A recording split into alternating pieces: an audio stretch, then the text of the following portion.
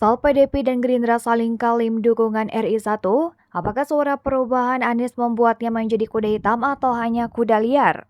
Panggung politik kembali berguncang dan mencuri perhatian. Kali ini arusnya membawa kita pada perjalanan politik seorang Anies Baswedan, seorang tokoh yang secara bertahap telah membentuk persepsi publik tentang dirinya dalam dua momen krusial, Pilgub DKI Jakarta 2017 dan Pilpres 2024 yang tengah mendatang.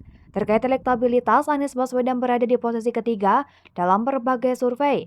Namun pendukungnya tetap memeluk optimisme yang kuat merujuk pada perbandingan dengan Pilgub DKI Jakarta 2017, di mana Anies juga bukan nomor satu dalam survei, namun akhirnya keluar sebagai pemenang. Namun, apakah perbandingan ini sepenuhnya relevan dalam situasi Pilpres 2024? Pilgub DKI Jakarta 2017 telah membekas dalam ingatan banyak orang. Pemilihan ini membawa cahaya sorot internasional dan menjadi fokus para ilmuwan politik terkemuka, seperti Francis Fukuyama. Meski kontroversial, Pilgub ini menjadi tonggak bagi pendukung Anies yang melihatnya sebagai bukti kesuksesan dan harapan.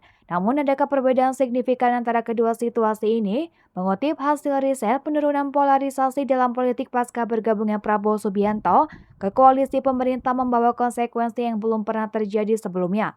Dalam Pilgub DKI 2017, Anies memiliki massa militan dan dukungan vital dari tokoh agama yang signifikan.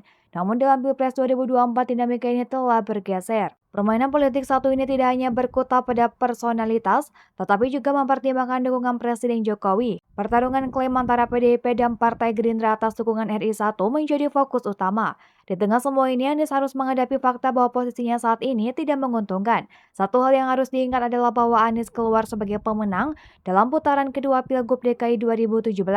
Namun saat ini ia berhadapan dengan massa yang mendukung Ganjar Pranowo dan Prabowo Subianto secara bersamaan. Dalam konteks ini, argumentasi bahwa Pilgub DKI 2017 adalah refleksi langsung dari Pilpres 2024 bisa jadi terlalu sederhana.